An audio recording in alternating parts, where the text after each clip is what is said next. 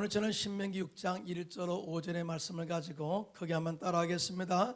번성하는 축복의 원리, 번성하는 축복의 원리, 이러한 제목으로 은혜의 말씀을 나누고자 합니다. 저는 감히 이렇게 선포합니다. 여러분 가정과 사업이 영원히 크게 번성하기를 예수님의 이름으로 축원합니다. 이것은 나뿐만 아니라 하나님이 원하셨어요. 그래서 하나님께서 당신의 형상을 따라 창조된 인간들에게 이렇게 축복하시죠. 하나님이 그들에게 복을 주시며 생육하고 번성하며 땅에 충만하라, 땅을 정복하고 바다의 물고기와 하늘의 새와 땅에 움직이는 모든 생물을 다스리라, 이렇게 엄청난 축복을 선포하셨죠. 또한 하나님은 홍수 심판 이후에 방주에서 나온 노아와 그 자녀들에게 창세기 9장 7절에 이렇게 말씀합니다. 시작. 너희는 생육하고 번성하며 땅에 가득하여 그 중에서 번성하라 하셨더라고 엄청난 축복을 내리셨어요. 또한 믿음의 조상 아브라함을 부르시고 축복하셨는데요. 히브리서 6장 14절로 15절입니다. 시작. 이르시되 내가 반드시 너에게 복주고 복주며 너를 번성하게 하고 번성하게 하리라 하셨더니 그가 이같이 오래 참아 약속을 받았느니라고 아브라함이 번성하게 복을 받은 것에 대하여 증언을 하고 있습니다. 이와 같이 하나님은 택함받은 이스라엘 백성들이 복받게 하신 것처럼 택함받은 하나님의 자녀들이 복받기를 원하시고 하나님의 은혜 안에서 영원히 형통하고 영원히 번성하기를 원하시고 있다는 거죠. 또 뿐만 아니라 하나님의 자녀된 우리가 번성하고 형통할 때 하나님이 기뻐하고 이 복이 영원히 이어가기를 원하고 있는데요. 믿으시면 손들고 아멘 하시기 바랍니다. 그래서 하나님께서는 모세를 통해서 이 복이 영원히 여러분 가문과 가정에 임하기를 원한다 하는 이 말씀을 가지고 모세를 통해서 이스라엘 백성들, 다시 말해서 택함받은 하나님의 자녀들이 영원히 번성하는 복의 비결을 가르쳐 주셨어요. 그러면 어떻게 우리가 영적으로 살아야 하나님의 번성의 복이 영원히 우리 가문에 있게 될까요? 첫째로 하나님을 경외하고 하나님의 말씀하신 규례와 명령을 지켜라, 이 말씀을 해요. 오늘 보면 신명기 6장 2절로 3절입니다. 시작. 곧 너와 내 아들과 내 손자들이 평생에 내 하나님 야훼를 경외하며 내가 너에게 명한 그 모든 규례와 명령을 지키게 하기 위한 것이며 또 내 나를 장구하게 하기 위한 것이라. 이스라엘아 듣고 삼가 그것을 행하라. 그리하면 네가 복을 받고 네 조상들의 하나님 야훼께서 내게 허락하신 같이 적과 꿀이 흐는 땅에서 내가 크게 번성하리라고 이렇게 선포하고 있어요. 여러분, 택함받은 백성이 잘되지 못하고 430년 동안 애굽에서 종살이 했습니다. 하나님 마음이 얼마나 아프겠어요. 그런데 이 403일 동안 종살이 할 때 그들이 너무나 고통스러워서 하나님께 간구합니다. 하나님, 이 고통을 보시지 않습니까? 우리를 구원해 주세요. 간절히 기도하자 하나님께서 미디안 광야에서 양을 치고 있던 모세를 부르십니다. 그리고 애굽으로 보내셔서 바로 앞에서 10가지 재앙을 내림으로 그들을 애굽에서 탈출하게 만들어요. 그리고 적과 꿀인 가나안 땅에서 영원히 복받기를 위해서 이끌어 가시는 거예요. 그런데 하나님이 그들을 가만히 보니까 출애굽한 이후의 이스라엘 백성들의 생각이나 말이나 행동을 보니까 하나님의 복을 받을 만한 모습이 전혀 보이지 않았어요. 아마 가나안 땅에 들어가면 종이 될 것이고 오히려 하나님을 욕되게 하고 하나님의 약속된 축복을 저버리고 살 것이 뻔히 보였습니다. 그래서 이렇게 하면 안 되겠다 해서 모세에게 말씀하시기를 너희는 가나안 땅에 들어가면 영원히 복받는 사람으로 그 마음을 굳혀라. 그러기 위해서는 하나님을 경외하고 하나님의 말씀하신 그 규례와 법도를 지켜 행하라. 그리하면 내 삶이 장구하고 내가 형통의 복이, 번성의 복이 영원히 있게 될 것이라고 말씀하고 있어요. 사랑하는 성도 여러분, 우리는 하나님께서 말씀하실 때 항상 부정적으로 받아들일 때가 참 많이 있어요.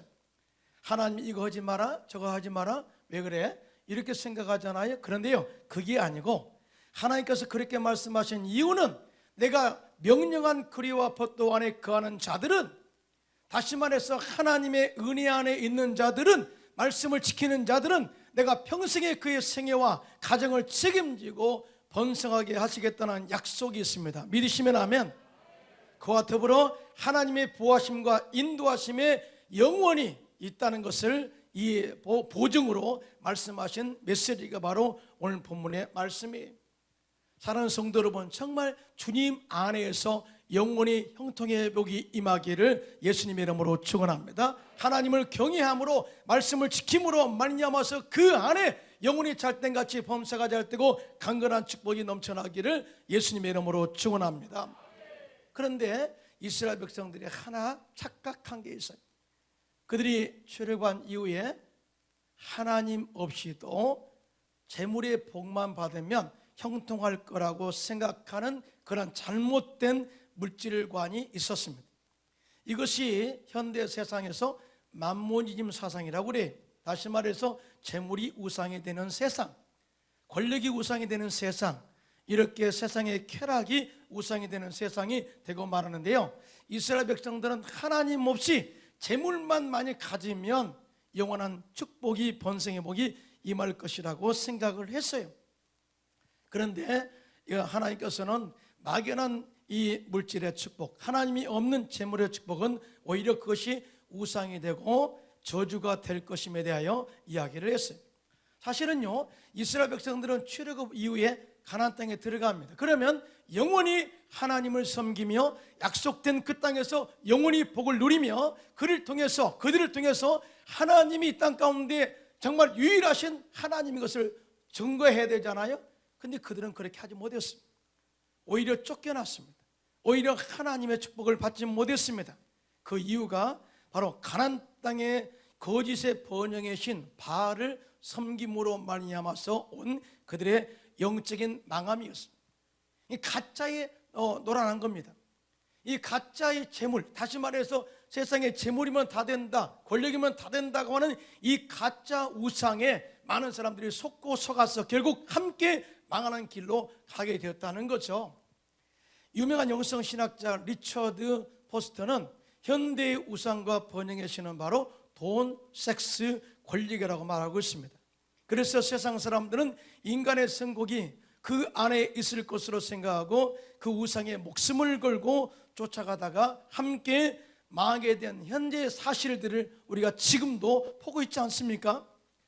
요즘 세상에서 권력을 얻었지만은 그 권력을 잘못 사용하여 육체의 쾌락과 향락을 누리다가 수치의 값을 치르고 있는 사람이 지금도 많이 있습니다.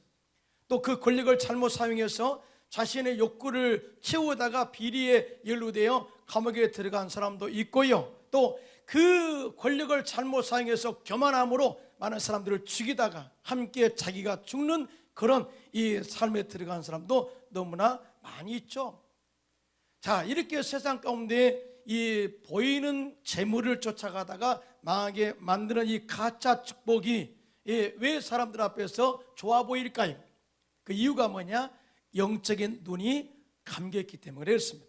영이 죽어버렸기 때문에, 영이 죽었기 때문에 절대 그 진실을 보지 못하는 거예요. 우리가 예수를 믿는 이유가 바로 여기 있습니다. 예수를 믿으면 죽은 영이 살아납니다. 할렐루야. 그리고 우리가 지금까지 보지 못했던 4차원의 세계, 하나님의 세계를 볼 수가 있어요. 믿음의 세계를 볼 수가 있어요. 이 말씀의 세계를 볼 수가 있어요. 그 속에 진짜 축복이 보이는 것입니다. 영생이 보이는 것입니다. 진리가 보이는 것입니다. 그래서 영혼이 잘된같이 범사가 잘되고 강건한 삼중 축복의 은혜를 볼 수가 있는 거예요. 세상 사람들은 영이 죽어있기 때문에 그걸 볼 수가 없어요. 그래서 세상에 보이는 눈을 가지고 재물을 쫓아다가다가 우상을 섬기다가 결국 함께 망하는 길을 가게 되는 것이죠. 예수님께서는 이에 대해서 아셨어요. 그래서 마가복음 8장 36절로 30절에 이렇게 말씀하셨는데요, 시작. 사람이 만일 온 천하를 얻고도 자기 목숨을 잃으면 무엇이 유익하리요? 사람이 무엇을 주고 자기 목숨과 바꾸겠느냐고 말씀하신 이유가 여기에 있습니다. 사랑하는 성도 여러분, 오늘 우리 교회에 처음 나오신 분이 참 많이 있습니다. 그런데 중요한 게 있어요. 여러분이 예수를 딱 믿는 순간에 죽은 영이 살아납니다. 그리고 세상의 저주가 끊어지고 아브라함의 복이 임하게 됩니다. 또 뿐만 아니라 우리의 영육간에 강건하게 되어지고 영생의 축복을 보장으로 선물로 받게 됩니다. 믿으시면 아멘. 그런데 이것이 하나님의 복으로 주어졌지만 우리 믿음으로 지켜나가야 된다는 거죠.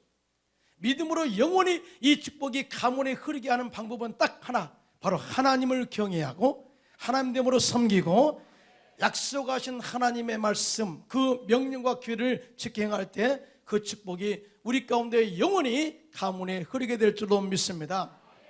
여러분, 우리가 예수를 믿는다라고 하는 것을 이렇게 말해요. 예수 밖에 있는 사람, 예수 안에 있는 사람, 어둠 가운데 있는 사람, 빛 가운데 있는 사람, 또 죄 가운데 있는 사람, 의인된 사람, 이렇게 구분할 수가 있죠. 그런데 예수 밖에 있는 사람의 삶이 어떤가 한번 보겠습니다.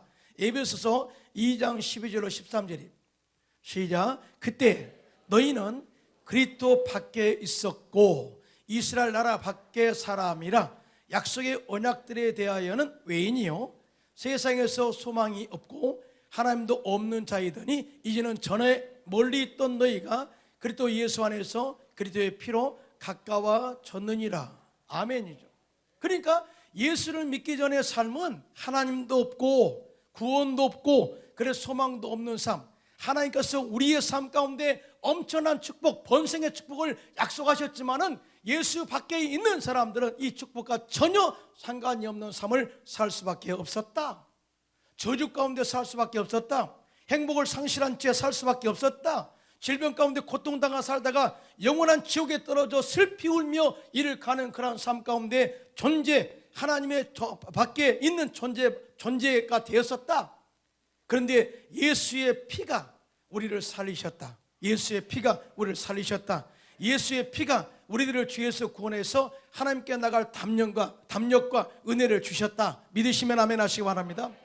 예수의 피가 우리의 삶에서 저주를 끊으시고 아브라함의 복을 주셨다. 그게 믿으시면 아멘 하시기 바랍니다. 예수의 피가 우리의 모든 질병을 치유하여 주셨다. 믿으시면 아멘. 예수의 피가 영원한 생명의 가치를 깨닫게 해 주었다. 즉 4차원의 영적 세계를 보게 하신 이 은혜가 예수의 피에 있었다는 거죠. 그래서 예수 믿으면요, 세상의 재물이 먼저가 아니에요. 예수 믿으면 영이 살아난다고 그랬죠. 그래서 영혼이 잘됨같이 잘 되면 범사가 잘 되고 강건한 축복은 따라오는 것입니다. 할렐루야.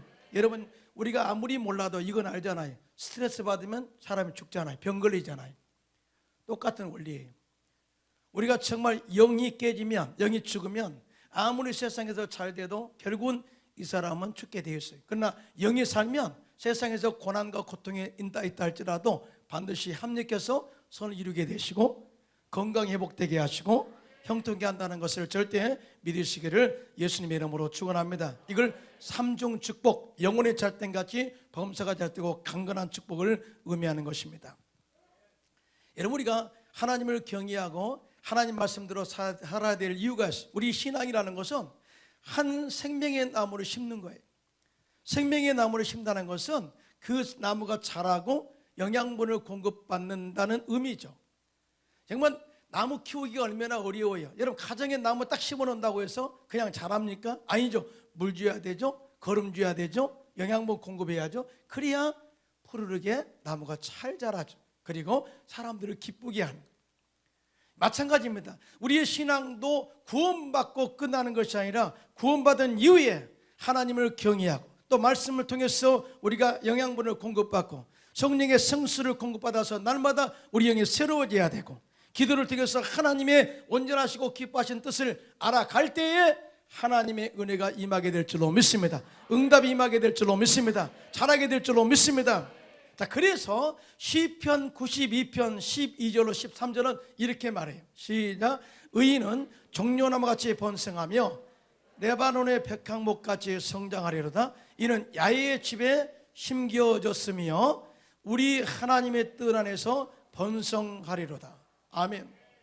우리가 예수 믿어 하나님의 자녀가 되어 하나님의 성전 안에 심겨질 때, 우리의 신앙의 주님 안에 거할 때 하나님이 우리를 보호하시고 우리에게 성령의 생수를 공급하셔서 메마르지 않게 하시고, 또 뿐만 아니라 말씀의 양분을 공급받아서 날마다 영적으로 살지게 하시는 그러한 은혜를 허락할 줄로 믿습니다.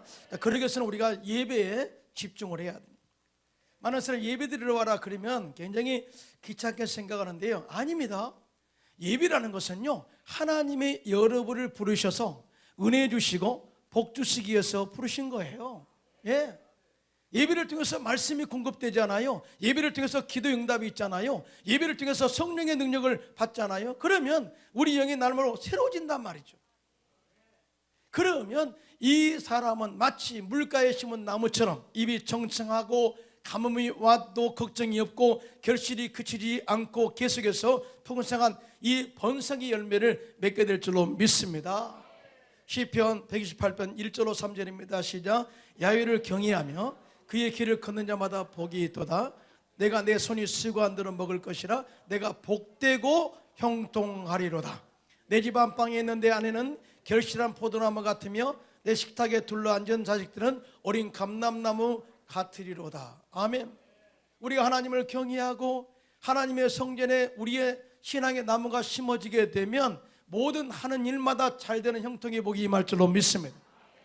이 안방에 있는 그 아내는 결실한 포도나무처럼 기쁨을 주고 뿐만 아니라 자녀들은 식탁에 둘러앉아 하나님을 경배함으로 말미암아서 형통의 복이 가문에 영원히 있게 될 줄로 믿습니다. 더 나아가 야훼를 경외하는 자 시온의 복이 임할지어다. 예루살렘의 번영의 복이 임하게 될지어다. 자식의 자식을 보며 예루살렘의 평강이 임하게 될지어다. 이렇게 약속을 하고 있거든요. 여러분, 역사상, 기독교 역사상 아니고 역사상, 복음이 들어간 곳마다 그 나라가 번성했어요. 복음이 들어가는 나라마다 그 나라가 축복된 나라가 되었고 많은 나라를 영적으로 살리는 그런 역할을 하게 되죠. 사도 바울의 전도를 통해서 이 복음이 로마에 들어가자 로마가 변화되게 되고 국교로 받아들이게 되고 그 나라가 하나님의 놀라운 축복으로 전 세계를 통치하게 됩니다. 그 복음이 유럽에 들어가자 하나님을 경외하고 하나님을 섬기자 하나님께서 유럽을 축복하셔서 빛나게 하셨어요. 여러분, 독일이 어떤 민족? 게르만 민족 아니에요? 야만족이란 뜻입니다. 그런데 이곳에 복음이 들어가니까 축복의 나라가 됐다 그 말이죠. 그리고 그 복음이 영국에 들어가자 영국의 여왕과 백성들이 하나님을 경외하고 말씀을 지켜 행하자 해가 지지 않는 나라로 만들어버려요. 여러분, 영국이 어떤 나라예요? 해적의 나라였어요. 그런데 복음이 들어가니까 그 나라를 영적으로 살려버렸어요. 그러나 유럽이 하나님을 경히 여기고 하나님의 은혜를 잃어버리고 하나님을 경외하지 않자 하나님께서는 성령의 촛대를 아메리카로 옮기십니다. 그리고 아메리카를 축복하셔서 세계 최고의 나라가 되게 하셨고 선교사를 최고로 많이 파송하는 나라가 되게 하셨죠. 그리고 전 세계 많은 구제와 선교에 헌신한 나라가 미국이에요. 그리고 그 복음이 130년 전에 선교사님들을 통해서 한국에 들어오게 되죠. 여러분, 이 선교편지 한국에 들어왔던 이 선교사님들의 선교편지를 보면 이렇습니다. 대한민국은 미래가 보이지 않습니다. 여러분, 이 때가 언제라고요? 130년 전 일이에요. 130년 전에 선교사님들이 이 땅에 와서 한국을 바라봤을 때 우상이 팽배한 나라, 저주가 엄청나게 덮여있는 나라, 미래가 보이지 않는 나라, 미래가 희망이 없는 나라, 이렇게 언더우드는 편지를 썼어요. 언더우드가 누구예요? 연세대학교를 세우신 분 아니에요? 그런데 복음의 씨앗이 떨어지자 이 땅에 마귀가 다 죽습니다. 할렐루야. 이 억압한 저주가 끊어집니다. 하나님 축복이 임하게 됩니다. 그래서 이 경제 대국을 이루어서 원조받던 나라에서 돕는 나라가 되었고요, 선교사를 전 세계에 두 번째로 많이 파송하는 선교 나라가 되었어요. 여러분, 이 나라 하나님이 붙으십니다. 할렐루야. 이 나라 절대 망하지 않습니다. 하나님께서 이 나라를 마지막 때에 크게 들어 사용할 줄로 믿습니다. 저는 이 말씀을 전하면서 이 말씀은 듣는 성도들이 하나님을 경외하고 하나님의 규례와 명령을 적행함으로 크게 번성하시기를 축원합니다. 두 번째, 크게 번성하는 축복의 원리는 하나님의 말씀을 듣고 온 마음으로 하나님을 사랑하라, 이렇게 말씀하고 있습니다. 오늘 보면 신명기 6장 4절 5절인데요 함께 합독합니다. 시작. 이스라엘아 들으라. 우리 하나님 야훼는 오직 유일한 야훼시니 너는 마음을 다하고 뜻을 다하고 힘을 다하여 내 하나님 야훼를 사랑하라, 이렇게 말씀하고 있어요. 오늘 본문에 하나님께서 말씀하신 규례와 명령을 지켜 행하고 하나님을 경외함으로 번성의 복을 누리기를 원하시는데, 이것이 영원히 우리의 가문에 우리의 가정에 있기를 원한다면 하나님의 말씀을 들으라, 이 말. 들으라. 이 말씀은 들으라. 이 말씀에 들으라. 이 듣는다는 것을 우리가 다시 한번 생각해 봐야 돼. 여러분 목사님의 말씀을 듣잖아요. 그렇죠? 아, 말씀 듣는다. 들어요. 그런데 듣고 뭐 좋았다, 이 정도로 끝나는 것이 듣는 것이 아니고요. 듣는다는 것은, 하나님의 말씀을 듣는다는 것은 하나님의 말씀에 집중하여 경청하는 것을 말하고요. 하나님의 말씀을 듣는다는 것은 하나님의 말씀을 듣고 끝까지 온전하게 이해한다는 것을 의미하고요. 하나님의 말씀을 듣는다는 것은 주변에 들려오는 모든 것에 신경을 쓰지 않고 집중한다는 것이고요. 하나님의 말씀을 듣는다는 것은 최종적으로 그 이해된, 감동된 하나님의 말씀을 실천한다는 것이, 그러니까 말씀을 들어서 은혜 받은 이후에는 실천까지가 듣는 자들의 행동이라는 거죠. 여러분 동의하시면 아멘 하시기 바랍니다. 그런데요, 이 믿음과 하나님의 은혜는 말씀을 통해서 와요. 말씀을 통해서. 자, 로마서 10장 17절입니다. 시작. 그러므로 믿음은 들음에서 나며 들음은 그리스도의 말씀으로 말미암느니라. 아멘. 사람, 여러분들이 오늘 이 교회에 와서 말씀을 들어요. 집중하고 목사님이 어떤 설교를 하실까 이렇게 생각하면서 들으시죠. 그러면 그 말씀이 귀에 쏙쏙 들어요. 진짜. 그리고 깨달음도 오고 감동도 오고 받은 은혜에 대해서 실천하고 싶은 그런 마음들이 오게 되죠. 섬기고 싶은 마음이 오게 되죠. 믿으시면 아멘.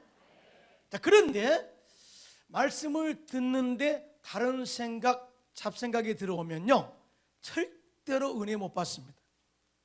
저는 매일마다 거의 새벽 예배를 드려요. 그러나 제가 매일마다 설교는 하지 않아요. 특별 새벽 기도회 때만 제가 설교하는데, 제가 새벽 예배에 나와서 우리 같은 동력자들의 우리 전사님, 그다음에 목사님들의 설교를 듣습니다.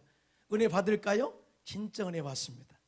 진짜 은혜 받아요. 저는 우리 전사님들이나 목사님들이 설교할 때 나 듣고 이 강단에 올라가서 기도하거든요. 그 말씀을 딱 상고하면서 기도해요. 뭐냐면은 하나님의 말씀에 제 마음을 사로잡았다, 그 말이거든요. 하나님의 말씀이 제게 은혜를 주었다, 그 말이거든요. 하나님의 말씀이, 로고스가, 기록된 말씀이 레마, 살아있는 말씀으로 내를 감동케 했다, 그 말이거든요. 믿으시면 아멘. 믿으시면 아멘. 그런데 며칠 전에는 은혜를 하나도 못 받았어요. 왜냐하면 제가 새벽에 들어오니까요, 갑자기 성전에서 좀 냄새가 나더라고요. 지하다 보니까 지금 냄새 안 납니다. 냄새가 나는 거예요. 근데 담임 목사는 금방 어떤 마음이냐면, 냄새 나면 성도들이 어떻게 할까? 이거 어떻게 이런 분위기에서 기도할까? 그런 마음에 딱 들어오면서 그 생각이 딱 오는 거예요. 어떻게 냄새를 없애지? 회원을 갖다 큰 걸 들까? 아니면 급기를 넣을까? 아니면 이렇게 생각과 저런 생각 때문에요, 말씀은 은혜가 선포되는데 말씀에 집중하지 않으니까요, 목사도 은혜를 못 받아요. 여러분, 목사면요, 길을 딱 열어서 은혜 받게 해줄 것처럼 보이잖아요. 그렇잖아요. 하나님은 귀 있는 자는 들으라. 귀 있는 자는 들을지어다. 귀 있는 자는 들을지어다 말씀하고 있습니다. 들어라. 집중해라. 정말 주변에 어떤 생각이 다가올지라도, 어떤 반응이 온다 할지라도 절대 그게 요동하지 말고 오직 하나님의 말씀에만 집중해라. 그리고 깨달음이 있으면, 감동이 있으면 그것을 실천하라. 이것이 바로 하나님을 사랑하는 자의 행위다라는 것을 말씀을 하고 있어요. 여러분, 그러므로 예배드릴 때 세상의 잡다한 생각이나 염려나 근심, 걱정, 불안, 저조 이 같은 내면에 들려오는 시끄러운 소리를 접어두시고 오직 말씀에만 집중하고 들으시고 감동받으시고 은혜 받으시고 실천하시기를 예수님의 이름으로 축원합니다. 더 나아가 번성하는 축복의 원리는 마음을 다하고 뜻을 다하고 힘을 다하여 야훼 하나님을 사랑하는 것이다. 그래요. 여러분, 하나님을 사랑하는 자는 말씀에 순종해요. 여러분, 연애해 보셨죠? 그렇죠? 연애하실 때 정말 사랑하는 그 여인 앞에서 어떤 생각을 가지고 만나시나요? 이용하려고 만난 사람 하나도 없어요. 어떻게 하면 오늘 이 아름다운 아름다운 이 아가씨가 행복할까 이 생각하죠. 그리고 또 자매는 내가 이 앞으로 남편 될 이 형제가 원하는 것이 뭘까? 행복을 위해서 집중하죠. 그래서 참 이렇게 목이 마르다 이렇게 생각하면 갑자기 가서 물도와줘. 딱 대접하. 사랑의 표현이거든요. 사실은요, 그 남자친구나 여친과 아무 반응도 안 했어요. 근데 표정을 보고 이미 아는 거예요. 왜냐하면 사랑하니까. 여러분, 하나님은요 우리에게 말씀합니다. 아무리 표정을 보여줘도 못 깨달으니까 말씀을 들으라. 그리고 들은 말씀을 실천하라. 순종해라. 이것이 바로 나를 사랑하는 것이다. 나를 경외하는 것이다. 이렇게 말씀을 하고 있거든요. 그런데요, 이렇게 말씀하신 이유가 있습니다. 너희가 하나님을 경외하고 말씀을 듣고 온 마음과 뜻을 다해서 하나님을 사랑하면 너희 생활이 장구하고 또 번성의 복이 영원히 가문에 있게 될 것이다. 이걸 약속하시면서 이 말씀을 선포하고 있거든요. 믿으시면 손 들고 아멘 하시기 바랍니다. 그러니까 우리는 어떤 하나님의 요구에 대해서 의심은 가지면 안 되고요, 그냥 순종하면 돼요.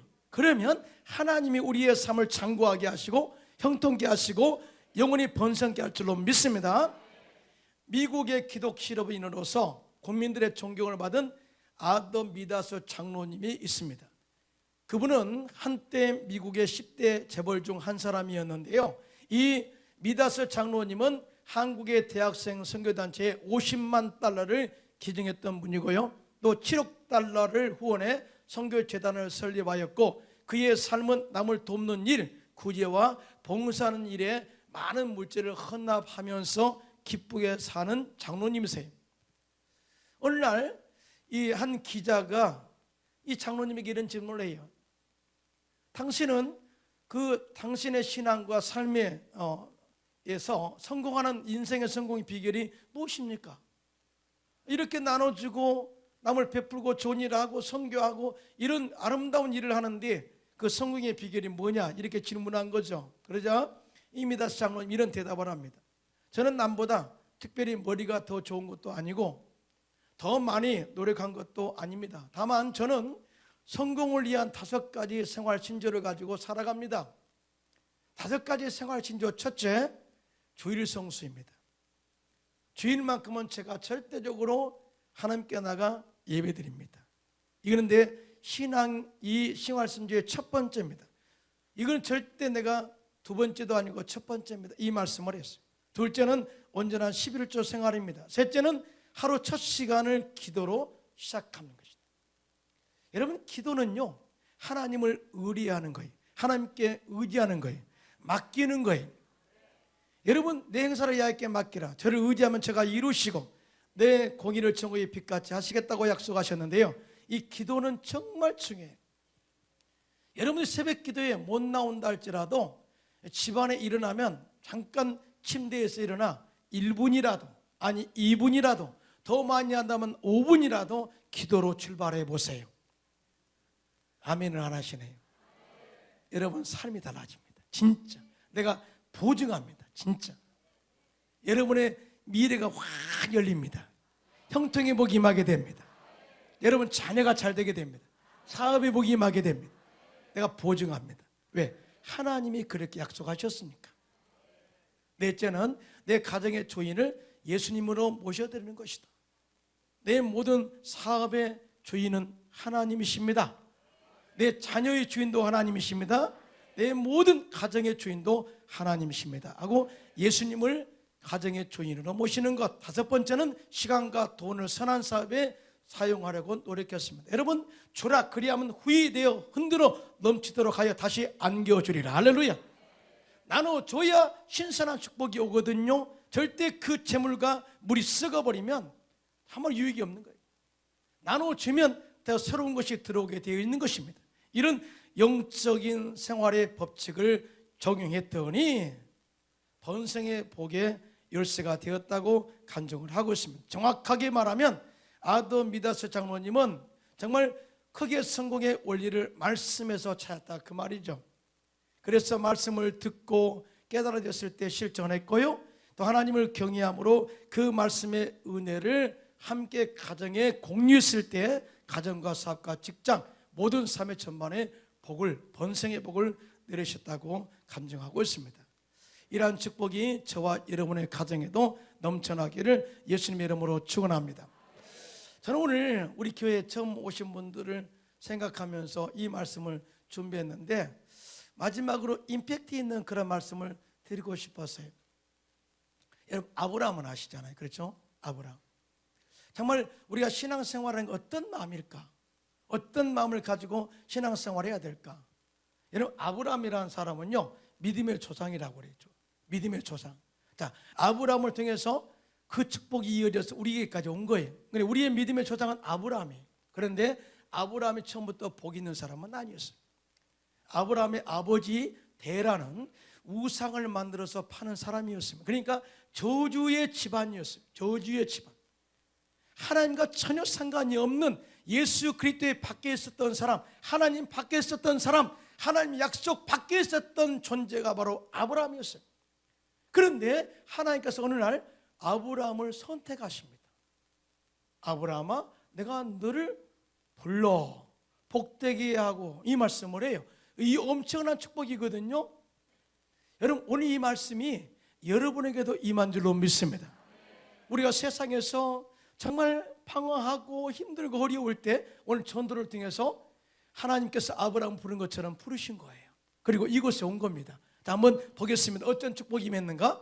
창세기 12장 2절로 3절입니다. 시작. 내가 너로 큰 민족을 이루고 내게 복을 주어 내 이름을 창대하게 하리니 너는 복이 될지라.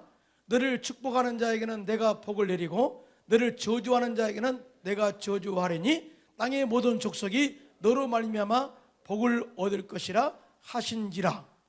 이에 아브라함이 말씀을 따라갔고 그가 오래 참아 인내함으로 그 축복을 이루었다라고 성경은 증언하고 있어요. 아브라함의 의지와 상관없이 하나님이 아브라함을 선택한 그 순간부터 아브라함은 축복의 사람이 된 거예요. 놀랍지 않아요? 모든 삶의 중심에 아브라함이 있어요. 아브라함. 이것은 우리에게 똑같습니다. 이제 우리는 하나님의 선택받은 영적인 아브라함의 축복을 받은 자들이에요. 크게 한번 아멘 해보세요. 다시 한번 크게 아멘 합시다. 그런데요, 이것을 믿음으로 받아들여요. 믿음으로 하나님의 나를 번성케 하시겠다고 한단다. 하나님께서 나를 크게 축복하셔서 축복의 근원이 되게 하신단다. 하나님의 나를 통해서 가정이 복을 받게 하고 이웃이 복을 받게 하고 일가 친척이 복을 받게 하고 대한민국이 복을 받게 하신단다. 너를 축복하는 자 내가 축복하고 너를 저주하는 자 저주하느니 라고 모든 이 삶의 중심에 나를 세우겠다고 하신단다 라고 하는 이 말씀을 그대로 여러분들이 믿음으로 받아들이시기를 예수님의 이름으로 축원합니다. 그리고 하나님을 경외하고 하나님의 말씀을 경청하고 그 말씀을 지켜 행함으로 말미암아서 감동이 올 때 실천한다면 하나님께서 여러분의 가정을 복되게 하시고 번성케 하시고 이 축복이 영원히 이 가문에, 여러분 가문에 흘러 넘쳐나게 되시기를 예수님의 이름으로 축원합니다.